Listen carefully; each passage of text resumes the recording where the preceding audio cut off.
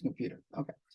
So this is lecture 5 in algebra, and I was asked to go over exercise 1.5.9, which is about something called a perfect shuffle. So if you have your image of a card game in a casino where you have a professional dealer, and he takes the deck of cards and he cuts it perfectly into two halves and then puts the two together, shuffles them, so every card is perfectly interchanged. So if you start with, say, 6 cards, you have to have an even number in order 1, 2, 3, 4, 5, 6. In the perfect shuffle, you take the top half, 1, 2, 3, and put them on the left, the bottom half, 4, 5, 6, and put them on the right.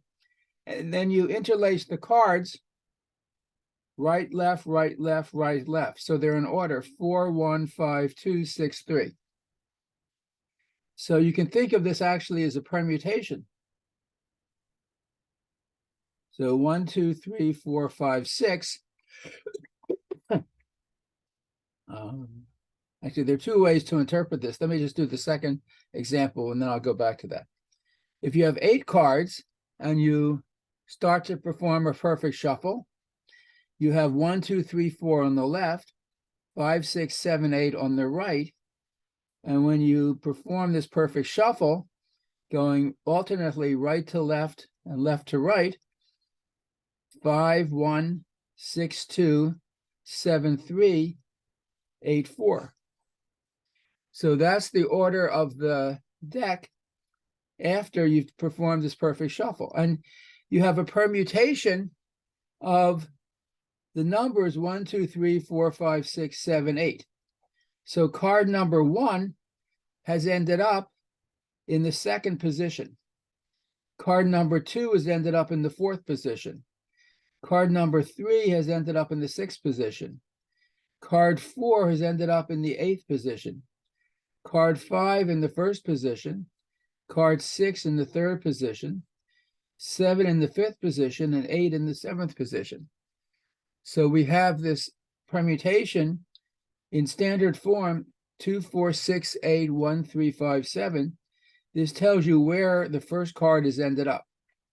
If we come back to our permutation, our perfect shuffle of 1, 2, 3, 4, 5, 6, 1 ended up in the 2nd position, 2 ended up in the 4th, 3 in the 6th, 5 in the 3rd, 4 in the 1st, 5 in the 3rd, and 6 in the 5th. So this is the permutation that corresponds to a perfect shuffle of a deck of 6 cards. This is the permutation that corresponds to a perfect shuffle of a deck of 8 cards. And if we write this in cycle form, 1 goes to 2, 2 goes to 4, 4 goes back to 1. Let's see, 3 goes to 6, 6 goes to 5, 5 goes back to 3. So this permutation is a product of 2 3 cycles. This permutation, let's see, 1 goes to 2, 2 goes to 4, 4 goes to 8, 8 goes to 7, 7 goes to 5, and 5 goes back to 1, and 3 goes to 6, and 6 goes back to 3. So that's the perfect shuffle. And we talk about the order of a permutation. So the order of a permutation called sigma in Sn is the smallest number k such that if you multiply sigma by itself k times, that is, if you take sigma to the kth power, or iterate the permutation k times, you get the identity. So for example, a 3 cycle has order 3, and a product of 2 disjoint 3 cycles will have also order 3. This is a 6 cycle and a 2 cycle. If you raise this 2 cycle to a power 2, you get the identity. A 2 cycle has order 2, which means if you do this 4 times, it's like doing it 2 times twice. It's just like iterating the identity. So for any even integer, this cycle of order 2 raised to any even power will be 1. This is a sixth cycle. The smallest power of a sixth cycle, which is the identity, is 6, and 6 is even. So this permutation will have order 6. And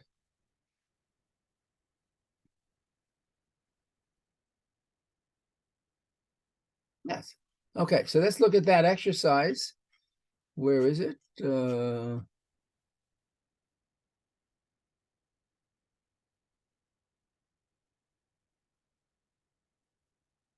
Okay, so this is an interesting kind of combinatorial exercise. So exercise 1.5.9. So sigma n is a perfect shuffle of 2n cards. So sigma n is actually a permutation of the numbers from 1 to 2n. And we want to compute this permutation. So you imagine you have the deck with 2n cards.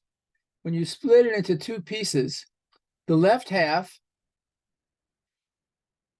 will be the numbers from 1 to n. The right half will be the numbers from n plus 1 up to 2n, right? So this is what you get when you cut the deck. The left half and the right half. And then you shuffle it. And in the shuffle, you go right, left, and so forth. So you go n plus 1, then 1, n plus 2, then 2, n plus 3, then 3. When you have n plus k, the number opposite it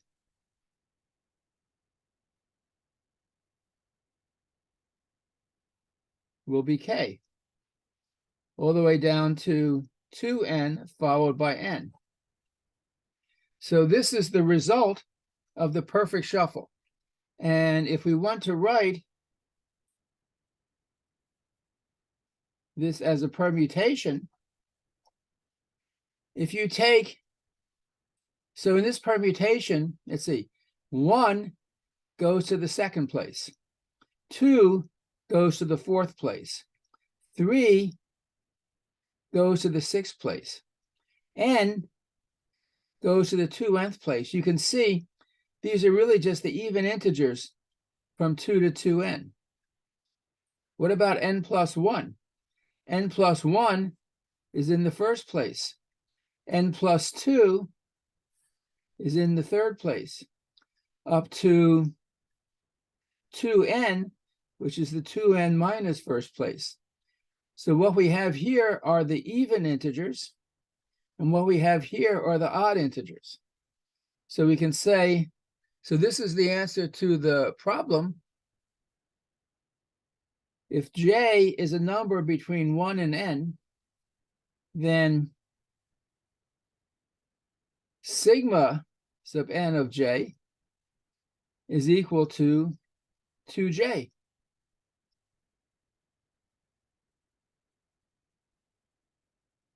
For a number in the second half of the deck, for j between n plus 1 and 2n, sigma n of j is equal to what? It's equal to, let's see, so n plus 1 goes to 1. N plus 2 goes to 3. In general, j... 2j minus 1? No, it's not. It's j minus, let's see, what's the easy way to write this? So n plus 1 goes to 1. N plus 2 goes to 3. N plus j goes to what? N plus j goes to 2j minus 1. up to n plus n, which goes to 2n minus 1. So let me write it like this, and then I'll rearrange it. So suppose we have the number n plus k. N plus k goes to 2k minus 1. That's really a decent way to write this. Or if you have n plus 1 less than or equal to j less than or equal to 2n, then j minus n is between 1 and n, and so sigma n of j, so this is when j is between n plus 1 and n. I can write j as n plus j minus n, and this goes to 2j minus 1, which is 2j minus 3. So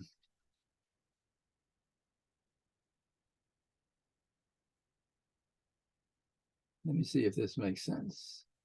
Sorry, 2j minus n minus 1. So this is, yeah, that's what it is. 2j minus n minus 1. So when j is n plus 1, this goes to 1. When j is n plus 2, this goes to 3. When j is n plus 3, this goes to 5, and so forth. So sigma for j between 1 and n, sigma n of j is 2j.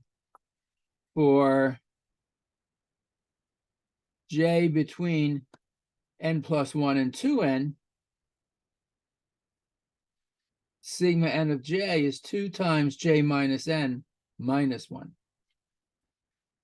And that's the solution.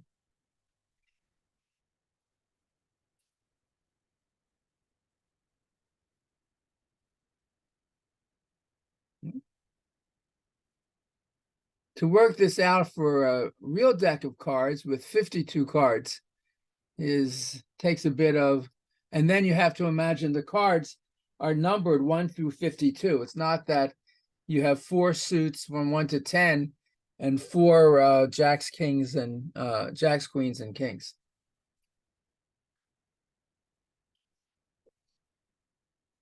Okay. Any questions about this or any other of the problems in the book?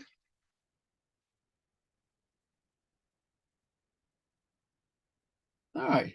So we started to talk on Monday about the integers.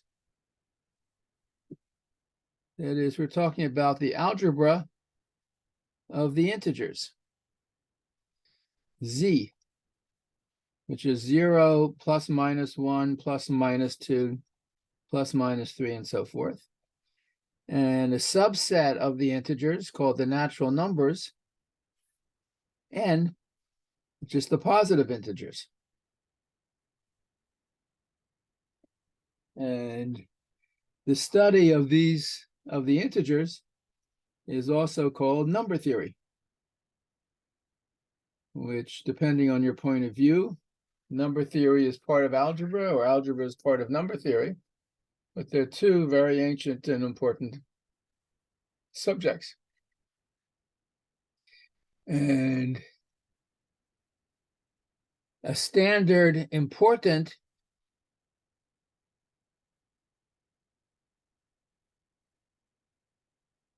method of proof is induction, mathematical induction. And let me just take a look for 1 minute.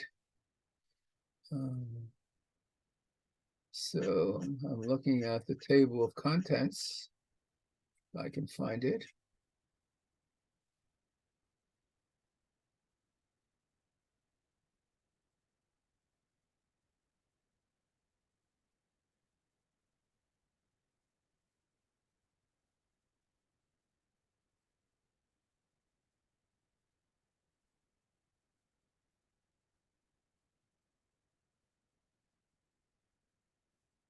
So I think I'm sharing the screen now. And in the text, in the appendix, on page 540, is a few pages about the principle of mathematical induction. And it starts with a simple analogy. You need to climb a ladder. So first you have to get on the first rung of the ladder. And if whenever you're on any rung, you can get to the next, then you know you can climb the whole ladder. So that's the principle of mathematical induction. So you have some statement or proposition, P of n, says something about the positive integer n. And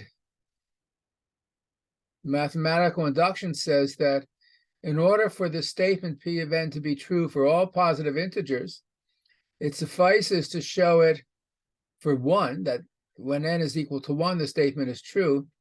And if it's true for some number k, then it's true for k plus 1.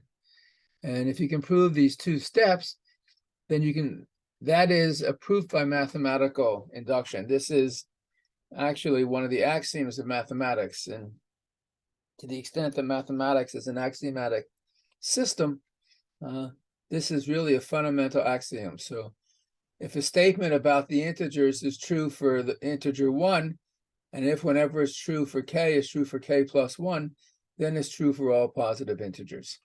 And there are a couple of examples, and we talked about this already on Monday, but I just want to point out that this is discussed in the book very carefully, and you really should review it. Let's see, let me go back to actually to where we started talking about the integers, since I have the book up on the screen. Divisibility in the integers. So this is just to review what we talked about on Monday. There's this basic proposition on properties of the integers, which simply writes down everything you learned in elementary school. 2 plus 3 equals 3 plus 2. 2 times 3 equals 3 times 2. So that says addition and multiplication of integers is commutative. And if you add 0 to a number, it doesn't change. If you multiply a number by 1, it doesn't change. All these basic properties of the integers are just summarized in this proposition. Two very important facts that are included here are that if you take 2 positive integers and add them, you get a positive integer. If you take 2 positive integers and multiply them, you get a positive integer. And if you take 2 integers that are not 0 and you multiply them together, the product is not 0. The product of 2 of non-zero integers is non-zero. So we use these properties often without even thinking about it, but they are properties that we can state. And then we define this fundamental notion of divisibility. We say that A divides B, A and B are integers, if you can write B as A times Q, Q is a quotient. And we wrote down some properties of integers, and let me just go back so I can write these things down carefully. So we have the definition of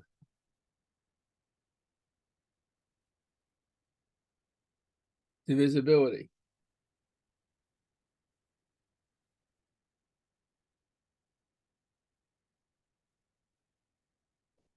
We say that for integers A and B, so in mathematical notation, this means for A and B in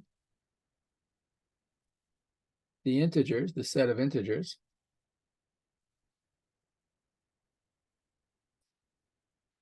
A divides B, and this is the notation, A vertical line B, A divides B if B is A times Q for some integer Q. And Q is called the quotient. So we say A divides B if A divides B with no remainder, right? Divides evenly. And the divisibility has various nice properties. So if a product of two integers is 1, then U and V have to be equal to either 1 or U and V are Professor. equal to -1. Professor, sorry to interrupt. Yeah. So the A divided by B, if then, for example, if we take the A as a 4, B as a 2, 4 divided by 2 is the quotient. No. 4 does not divide 2. 2 divides 4. Okay. Or let's make it more interesting. 6 does not divide 2. 2 divides 6 because 6 is 2 times 3. And That makes sense. Thank you. this 3 is the quotient. Right? Thank you. First of all, if one number divides another, then in absolute value, the thing dividing is less than or equal to the thing divided into. Right? So one property of divisibility is if a product of two numbers is 1, the two numbers both equal 1 or the two numbers both equal -1. If one number divides another, if A divides B and B divides A, the only way this can happen is if A is plus or minus B. Right? Because if A equals B, B is A times 1. And if A equals minus B, B is A times -1. And, okay. A third property of divisibility is transitivity. If A divides B and B divides C, then A divides C. And the final property of divisibility collected in proposition 1.6.2 is if A divides two numbers, if A divides B and A divides C, then A divides every integer linear combination of B and C, any number of the form S times B plus T times C for all S and T that are integers. So, for example, 3 divides 15 and 3 divides 21 means 3 divides every number of the form 15S plus 21T.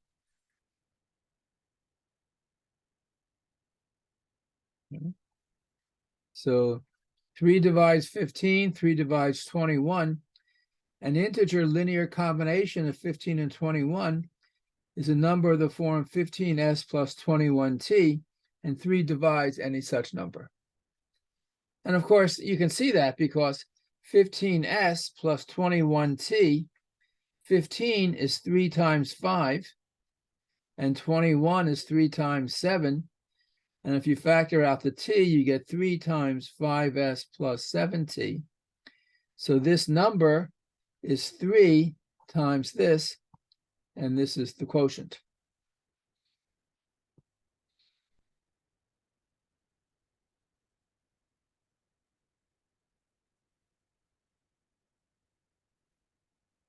Okay. Now, a special important kind of number is a prime number. A prime number is a positive integer, P, greater than 1. P equals 1 is not a prime. A prime number is a positive integer P greater than 1, whose only positive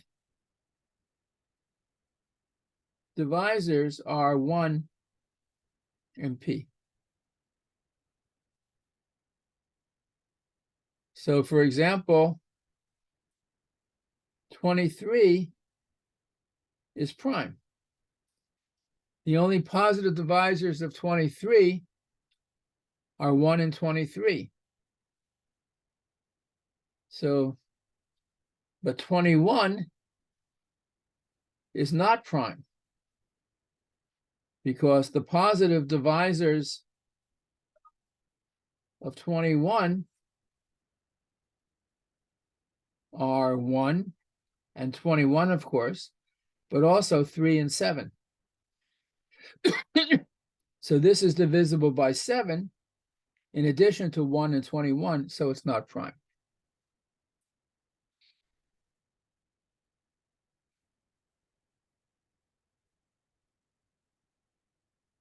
And the first important proposition, which I proved Monday, but I want to prove again because it really is fundamentally important. So this is proposition 1.6.4. Every positive integer n greater than 1 is a product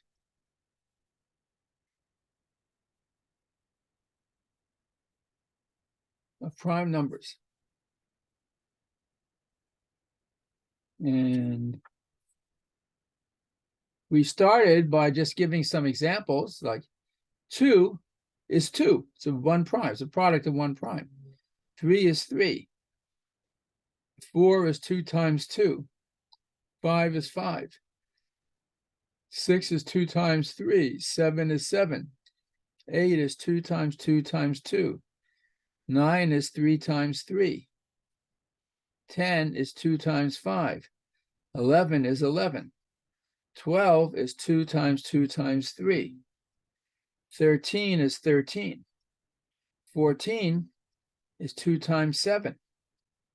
15 is 3 times 5.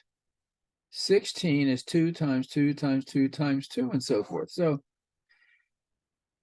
this is the list of the integers from 2 to 16, and each of them is a product of prime numbers.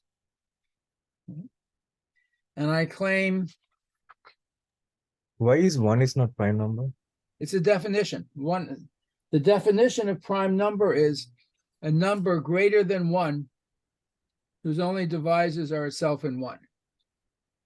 Now, there are countries. I mean, the world's a big place. There are countries where some schools, and in the United States also, I think, there are schools where a teacher might say that 1 is a prime number, but that is not the definition. That's it. And there's a reason. I'll explain why that makes sense in a second. Not in a second, but in a couple of minutes. But 1 is not a prime number. Now, what is called a composite number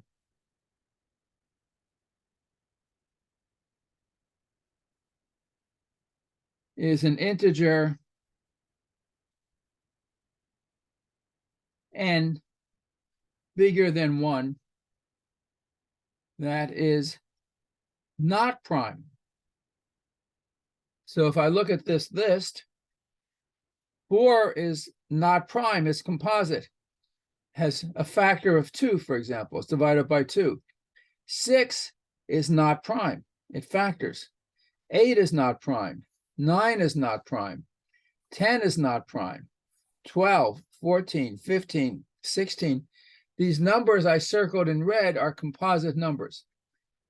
So that means that if you take the natural numbers, you can divide it into 3 disjoint sets. You have the prime numbers, you have the composite numbers. So these are all the numbers greater than 1 that are prime. These are all the numbers greater than 1 that are not prime. Something's missing, the number 1. Aha. So 1 is a third category. It's all by itself. Right? This is the way one, from the point of view of divisibility, this is how one partitions the natural numbers.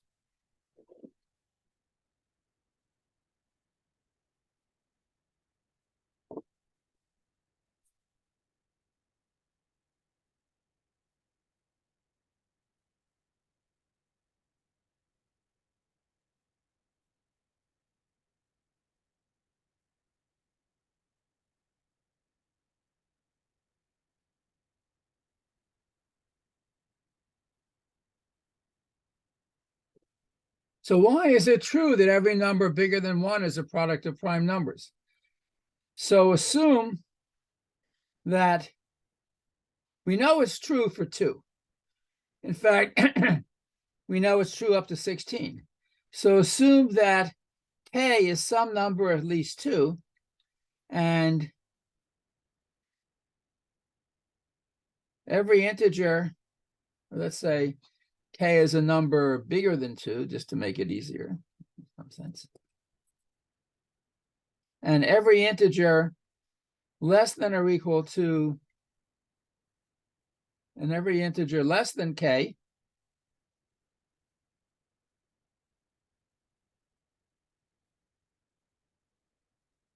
is a product less than k means every integer less than or equal to k minus 1 is a product of primes. So what about k? There are two cases. If k is prime,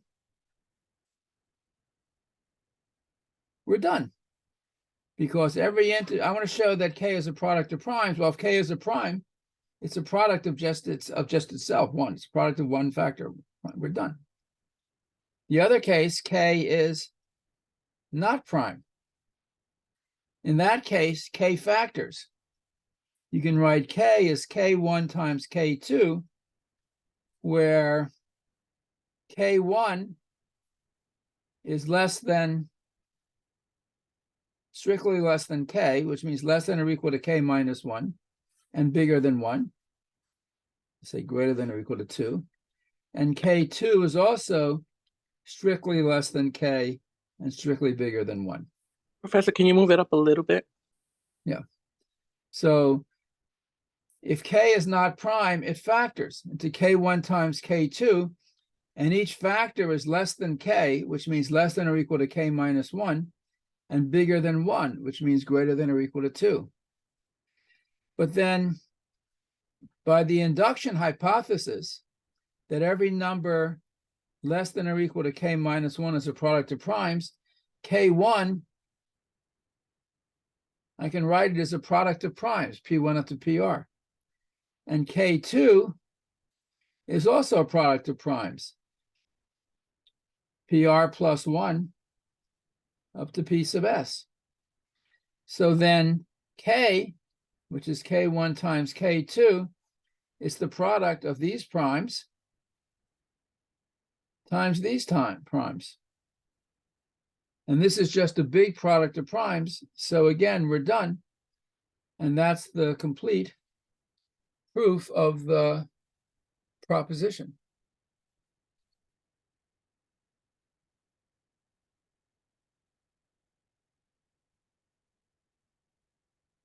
Right. Any questions about that? This is the Euclid theorem, right? Sorry? Is this the Euclid theorem? I'm sorry. Is this what? The Euclid, last time you showed. No. No. This is, no.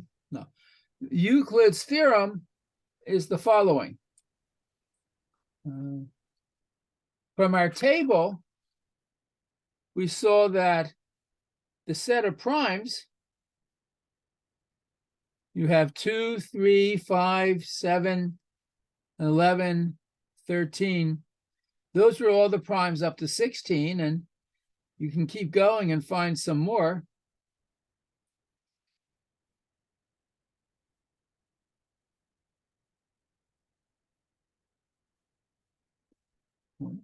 And Euclid wanted to know when you start to list the primes, at some point, do you come to the end? Have you found them all? Or does the list go on forever? And Euclid's truly great theorem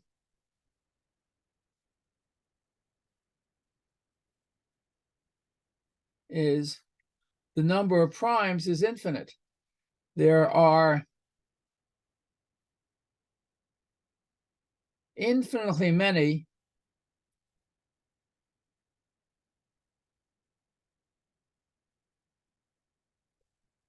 prime numbers.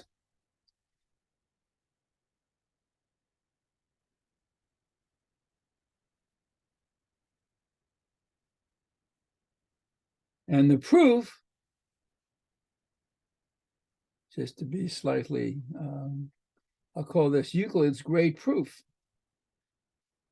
because it's a fantastically brilliant idea. How do you prove this theorem? So I will show that given any set of k primes,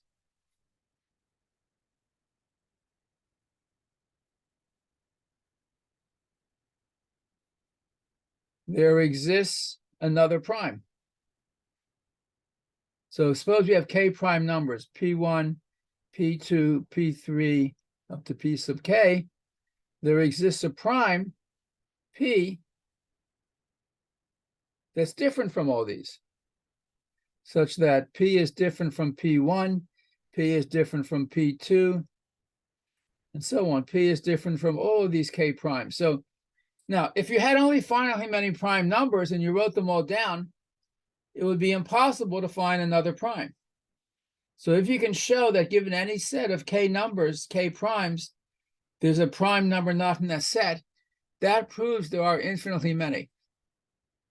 So this is something you have to think about, but okay, you think about it. And the proof goes as follows. You can multiply two numbers, you can multiply three numbers, you can multiply any finite set of numbers. So take the k primes and multiply them all together. That's just some finite integer. It might be big, but it's some number. And add 1 to it. And call that number m. So m is the product of these k primes plus 1. And this is a number bigger than 1. So m is a product of primes. M is a product of primes. Now m is certainly divisible by some prime p. So we have m is p times some quotient q. Right? M is divisible by a prime p, so m is p times some number q. This is what m is. M is p1, p2 up to p sub k plus 1, and that's equal to p times q. Let me rewrite that. 1 is equal to p times q minus p1, p2 up to p sub k. So I can write 1 as this number minus this number. And now, suppose this prime p that divides m is one of the primes we already had chosen. So for example, suppose p is actually p1. So this is p1q minus this. And if I factor out p1, I get p1 times q minus p2, p3 up to p sub k. So this product is 1. But we already saw a product of two numbers is 1, if and only if the numbers are plus or minus 1. But p1 isn't 1. P1's a prime, is bigger than 1. So this is impossible. This is a contradiction. So p can't be equal to p1. And p can't be equal by the same argument to any of these. So p must be a prime different from the k primes we started with. And that is the proof of Euclid's theorem. And that, I certainly intend, will be a question on the midterm. Prove Euclid's theorem that there are infinitely many primes. This is one of the great results in the history of mathematics. It's awesome. Yeah. Right? And this kind of argument is still used, but this argument goes back almost 2,500 years. Euclid wrote about 300 BC. And of course, Euclid was writing a kind of an encyclopedia. It's not that Euclid had discovered all of the theorems in his books. He had discovered some of them, but some were just part of the mathematics that he had learned in school that was known at the time. He was just collecting everything. Right. Now, okay, so let me just pause for 1 second. Are there any questions about this? Yeah, I do have one little question. In the proof, we started by assuming that M is divisible by some prime P. No, we didn't assume that. We didn't already assume it. proved every number is a product of primes. Uh-huh. So if every Okay. number is a product of primes, every one of those primes divides the number. So we made no assumption at all. Oh, okay. Okay. Right. Yeah, I missed that part. Every Perfect. number is strictly bigger than 1. But we have Mhm. at least one prime, so this number M is something positive plus 1, which means it's at least 2. It's bigger than 1. Mhm. Perfect. Okay, thank you.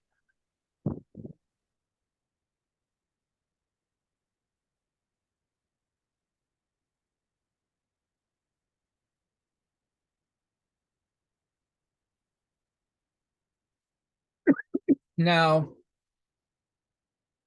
what I want to begin to prove, I don't know if I'll finish the proof today because it requires various auxiliary results, but there is what is called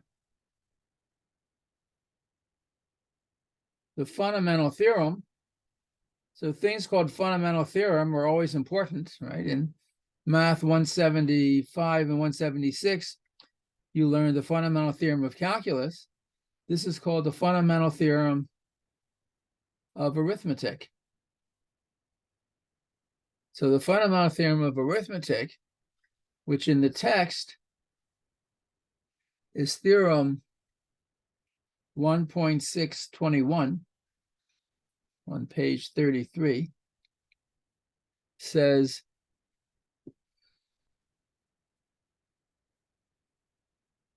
let me state it the way the book states it first. The prime factorization. Remember, every natural number greater than 1 is a product of primes. And if you even take the empty product, if you take all the numbers in a finite set and you multiply them together, that's the product. Suppose you have an empty set. What does it mean to take the product of all the numbers in the empty set? Well, the convention is that's equal to 1. So an empty product is equal to 1, just as an empty sum is defined to be equal to 0. So the prime factorization of a natural number is unique.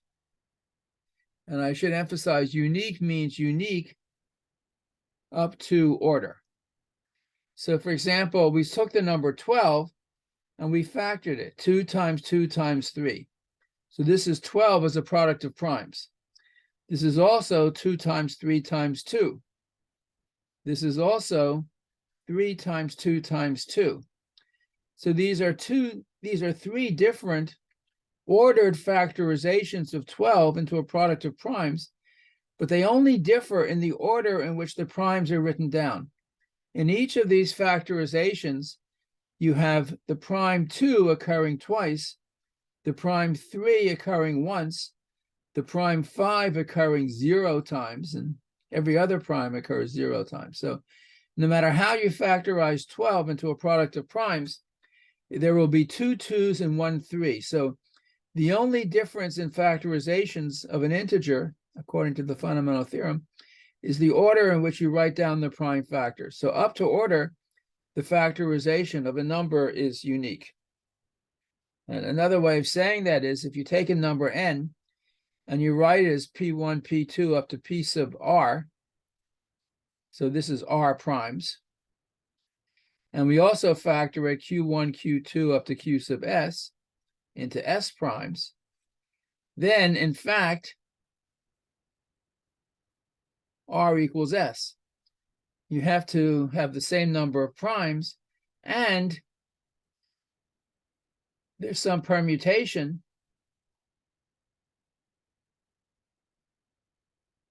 sigma in SR such that each of these QIs is just P of sigma of I. In other words, all you're doing here is rearranging the order in which we write down the primes. So if you factor an integer into a product of primes, except for the order in which you write it down, this is the example,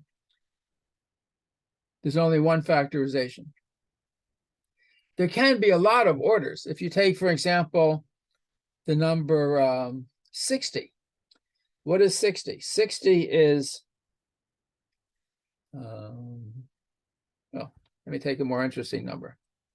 Suppose I take the number 105. That's 5 times 21. That's 3 times 5 times 7. This is 105 written as a product of primes. It's also 3 times 7 times 5. It's also 5 times 3 times 7. It's also 5 times 7 times 3. So 7 times 3 times 5. And it's 7 times 5 times 3. And that's it. So we have 6 different ways to write 105 as an ordered product of primes, but these are essentially unique. That is, each one of these factorizations involves the prime 3 once, the prime 5 once, and the prime 7 once. So except for order, the factorization of 105 is unique. Okay.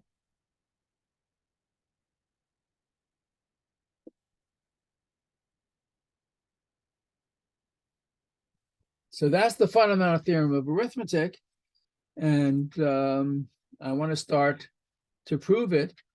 Let me remind you that Monday, CUNY is closed. There's no class. So our next lecture after today is 1 week from today.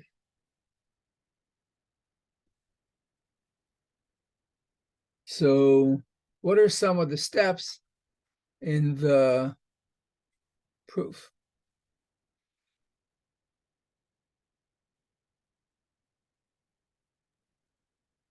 Professor, that's not next Monday, it's following Monday Um, on 20th.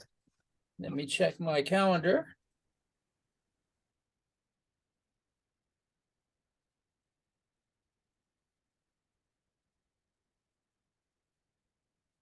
No, it is next Monday. Monday, February 13, we're closed for Lincoln's birthday.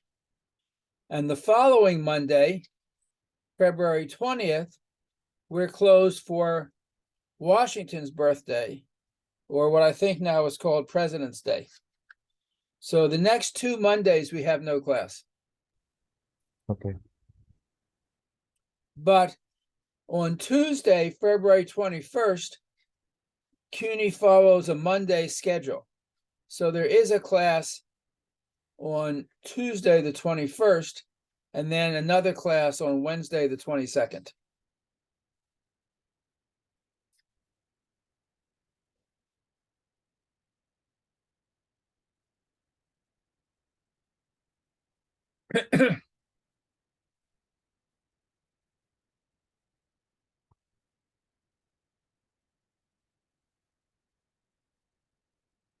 Okay.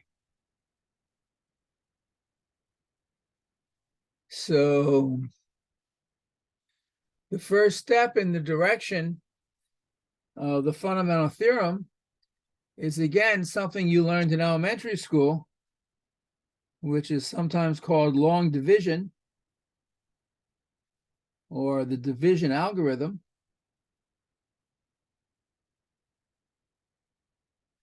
Which is in the book proposition 1.6.7. And it says the following: given integers a and d, a can be positive, negative, or 0, but d is positive, d is at least 1.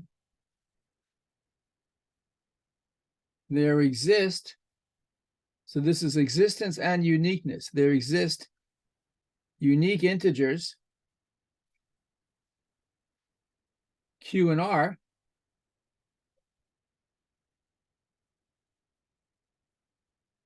such that a is qd plus r, and r is a non-negative integer, at most d minus 1. And this number d is called the quotient, and this number r is the remainder. So for example, I'll just pick two numbers at random. If I take a equal to 329 and b equal to 42, how do I divide 42 into 329? So could someone want to tell me what the quotient and the remainder are when you divide 329 by 42? Is it 7 and then the remainder is also 7?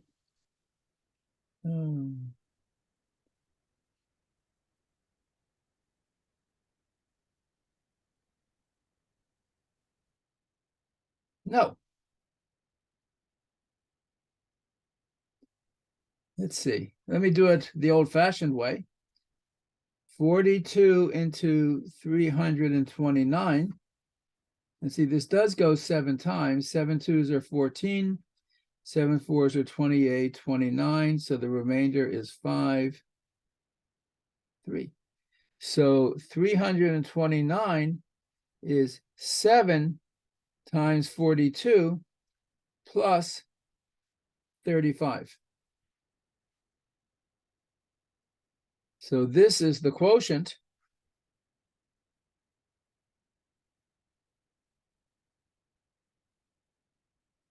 And this is the remainder.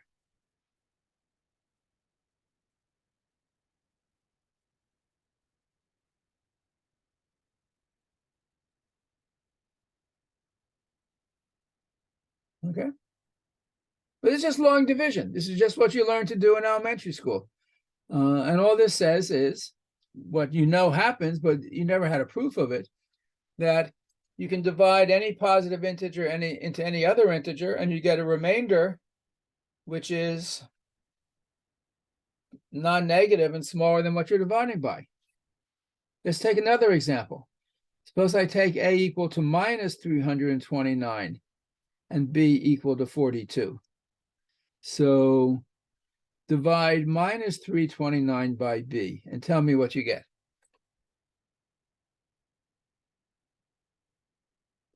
What's the quotient and what's the remainder?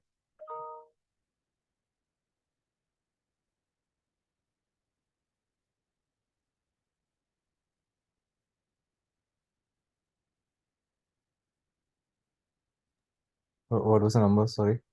Sorry? What was the number? Minus 329 and 42.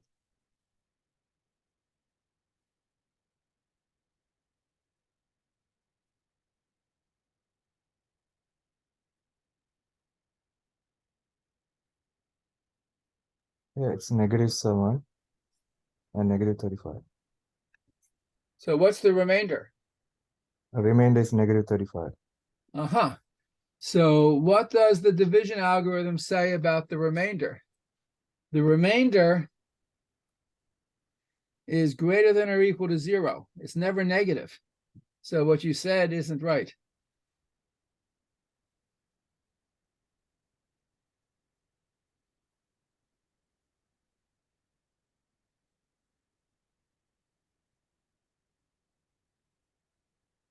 So what can the quotient be negative? Why not? This is the definition of division. Given integers a and d with d positive, there are unique integers q and r, such that a is qd plus r, and r is between 0 and d minus 1. What does this say about q? Only that it's an integer. Any kind of integer is acceptable. So would you make the 7 negative and then keep the 35 positive? I would ask you, sorry, it's not what I do. I want to know what the answer is. Divide minus 329 plus by 42. But long division says you can write minus 329 is some multiple of 42 plus a remainder, and the remainder is between, I should have called this D. And the remainder, R, has to be between 0 and 41. Right? Take minus 329, divide it by 42. You want to get minus 329 is some quotient Q times 42 plus the remainder, where Q and R are integers, and R satisfies this inequality.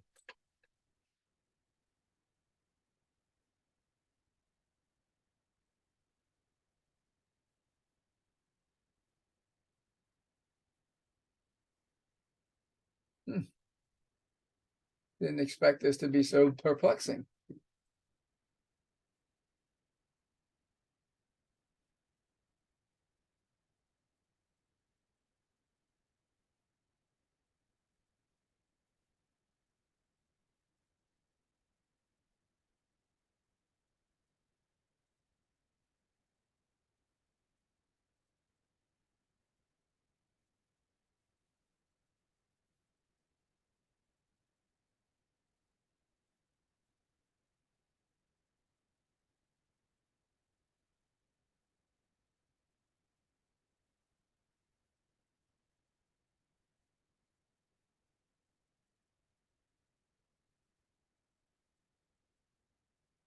Huh.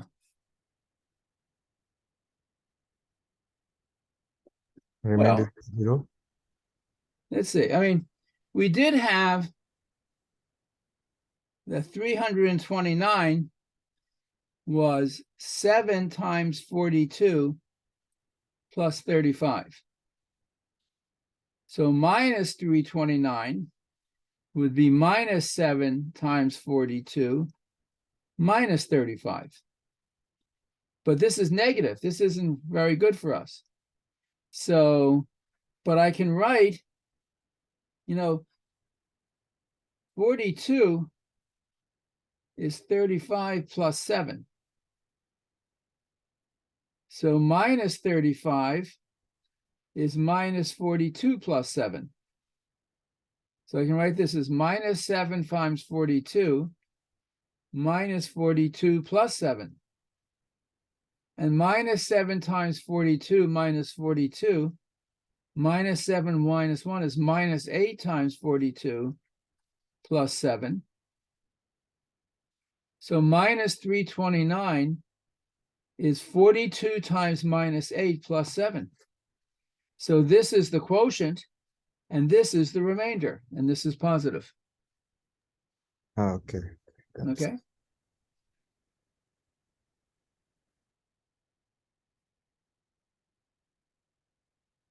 So this is the answer to the question is Q is minus 8, R is 7.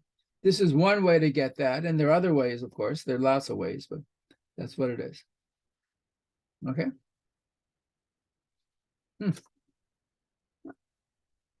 So again, in principle, you could have been asked this problem in, elementary school, whenever you learned about long division and negative numbers. So I don't know when they do that in school.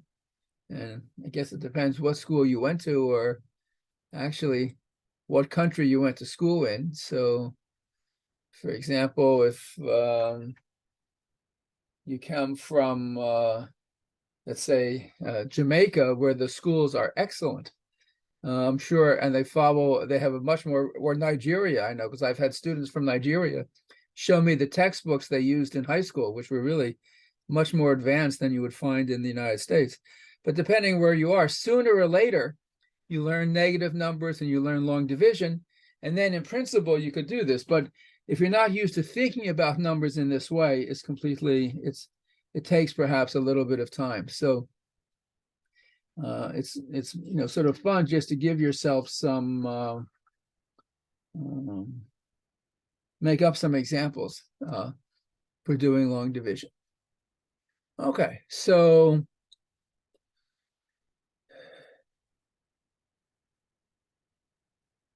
I want to introduce some new concepts about where we use long division or the division algorithm. And the first is, again, this is all something which you've probably seen before, the idea of the greatest common divisor of two integers, m and n. And they have to be, let's say, non-zero, of non-zero integers, m and n. So the greatest common divisor, something is a common divisor of two numbers if it divides both of them. So for example, 3 is a common divisor of 42 and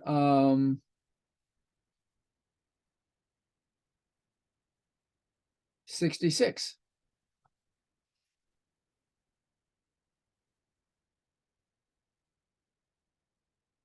Because 42 is 3 times 14, and 66 is 3 times 22. 2 is a common divisor of 42 and 66. Because 42 is 2 times 21, and 66 is 2 times 33. And 6 is also a common divisor of 42 and 66. Because 42 is 6 times 7, and 66 is 6 times 11.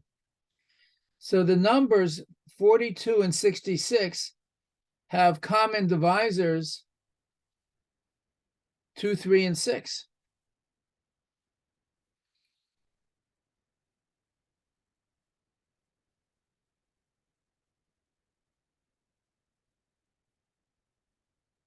And of course, 1 is also a common divisor. Shouldn't forget that.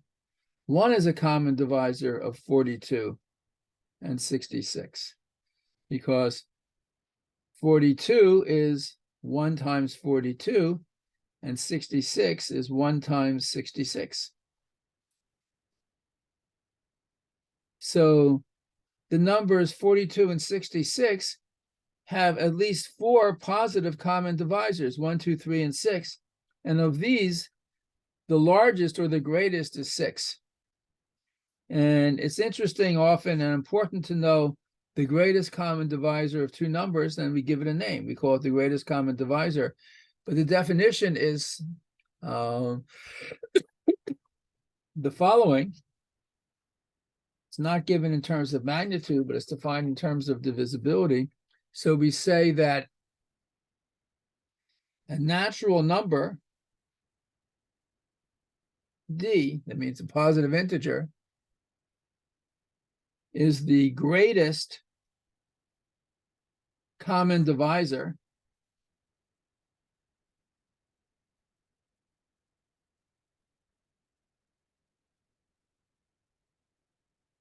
of non-zero integers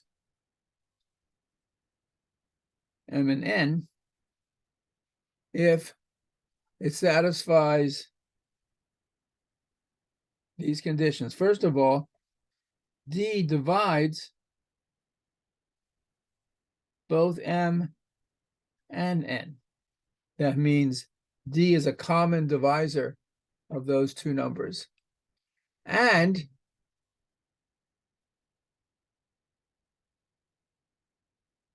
whenever some positive integer x divides both m and n, then x divides d. So for example, when we took the numbers, here was my list, m equal to 42 and n equal to 66, the common divisors were 1, 2, 3, and 6.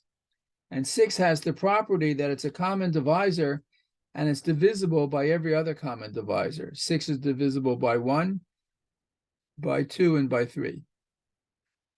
So in accordance with our definition, 6 is the greatest common divisor of 42 and 66.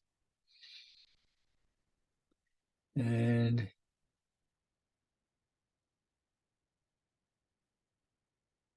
the greatest common divisor we often abbreviate as GCD, greatest common divisor. And it's unique because if you have two numbers that satisfies these conditions, let's say d and d prime, then d would divide d prime and d prime would divide d. And two numbers divide each other if and only if they're equal or one is the negative of the other, but if they're both positive, then they have to be equal.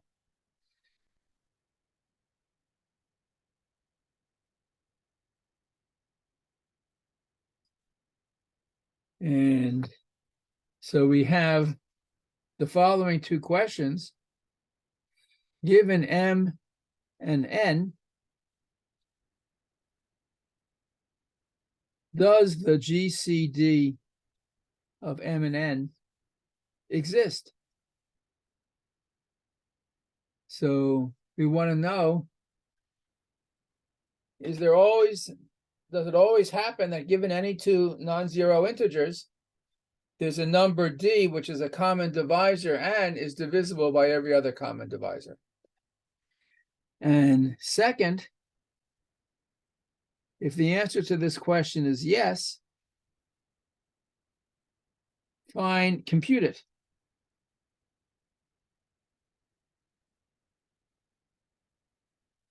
By compute, what would be great is to find a computer algorithm.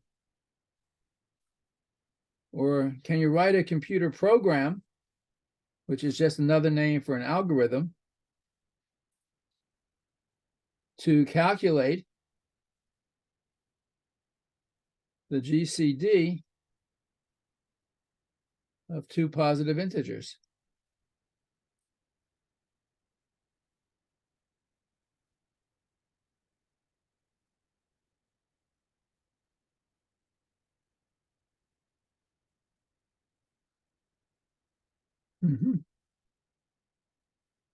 Well, this sounds like a somewhat sophisticated question about the existence of a computer program. But in fact, the answer to the first question is yes. Given two integers, there does exist a greatest common divisor. And how do you compute it? Well, this also was discovered, but well, I don't know when, at least 2,500 years ago. And you can find it again in Euclid. And it's called the Euclidean algorithm, which I'll show you soon. There's an algorithm which you find in Euclid to calculate the greatest common divisor of two integers. But we're going to approach this indirectly, and we're going to approach it really by using some other very important algebra, which is the following. So given integers m and n, I want to define a certain set I of m and n which is all integral linear combinations of m and n. So this is the set of all numbers of the form a times m plus b times n, where you run through all integers a and b.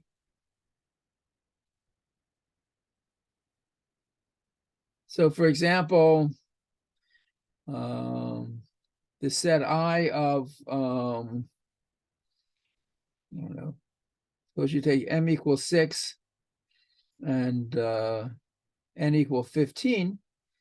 So this is all numbers of the form a times 6, or 6a, plus 15b, where a and b are integers. So what are some numbers in this set? Well, I don't know. So this contains the numbers 6 times 3 plus 15 times minus 1, right? That's 18 minus 3. That's in this set. Or 6 times 11 plus 15 times 9. That's 66 plus 135. That's 201.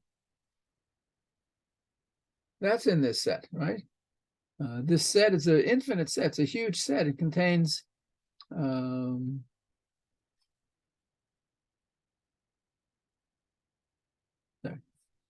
this was 18 minus 15, or 3 was in the set.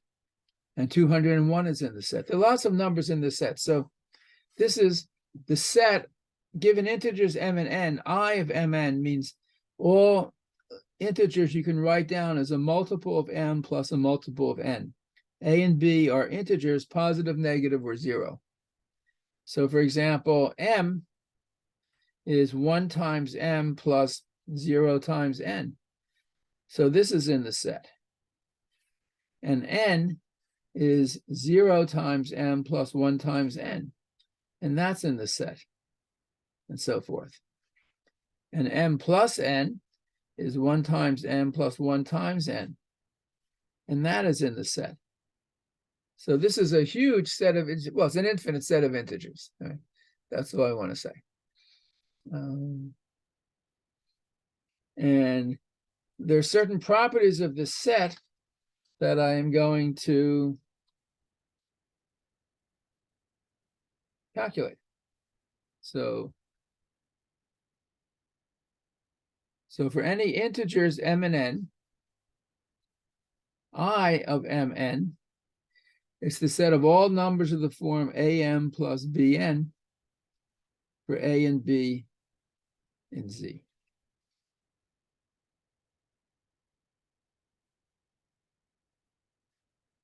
So one property is that this set is closed under addition and subtraction.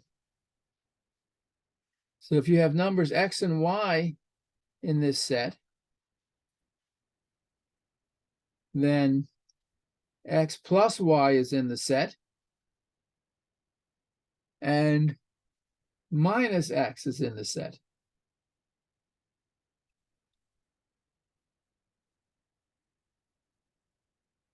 Second property is that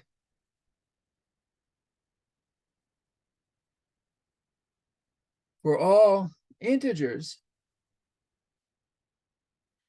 if I take this set of numbers and I by x times the set, this means this is the set that consists, you get by taking every element in the set I of mn and multiplying it by x, and this is a subset of I mn. And the third property is that if b is an integer and it divides m and n,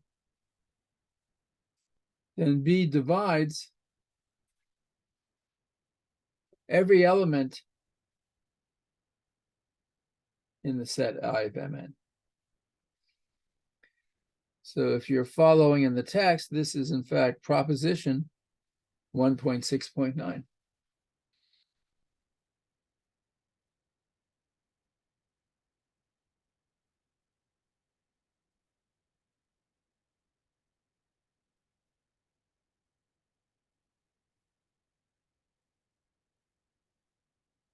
So let me prove this proposition, then we'll stop for today, because there's a lot more work till we get to the proof of the fundamental theorem. Let's prove part A. So if x is an I of mn, that means you can write x as a1m plus b1n for integers a1 and b1 and z. And if y is an I of mn, then y is a2m plus b2n, where a2 and b2 are in z. But then x plus y is this plus this. It's a1m plus b1n plus a2m plus b2n, which if I rearrange this is a1 plus a2m plus b1 plus b2n. This is an integer and this is an integer. So this is an I of mn. So this set I is closed under addition, and minus x is minus a1m plus b1n, but that's minus a1 times m plus minus b1 times n. And again, these are integers.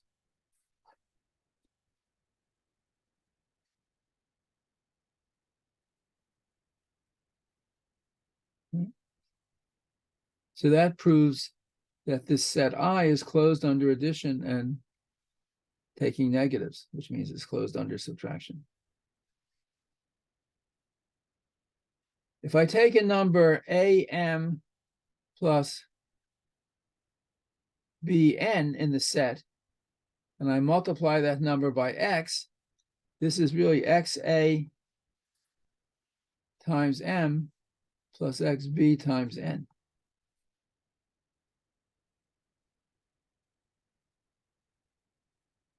So that proves part B. For every integer x, x times a number in the set is still a number in the set. That's what this proves. And for part C, if B divides m and n, what does that mean? That means m is q1b and n is q2b. That's what it means to say that B divides m and B divides n. So if you take an x equal to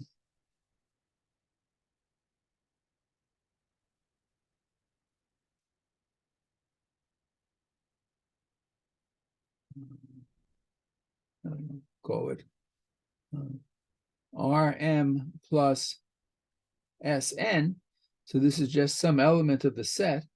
If x is Rm plus Sn, but I can write m as q1b, and I can write n as q2b. And if I factor out the b, this is rq1 plus sq2 times b. So b divides x. So this is the proof of part C. If a number b divides both m and n, and I take any element x in the set I of mn, so x is some integral linear combination of m and n, Rm plus Sn. If I replace m and n by q1b and q2b and factor out the b, I see b divides x. So that's part C. Okay. Well, I think it'll take one more class for us to finish this section 1.6, all of which is important. And so hopefully our next class, which is next Wednesday, we'll be able to prove the fundamental theorem of arithmetic, that is the uniqueness of prime factorization, and prove the Euclidean algorithm. So we are up to the cutting edge of mathematics of 300 BC. Not bad. Okay. Any questions before we quit for the day? I remind you again, I have problem sessions today at 1 and Friday at 11, and other times by appointment. So If you have questions about anything we've been covering or about homework problems or anything in the book, please log on. Okay. If there are no more questions, we're done for the day. Enjoy the weekend and You too, Professor. Thank you. all right, thank you. All right, bye all. Bye, Professor. Thank you, Professor. Have a good day. Thank you.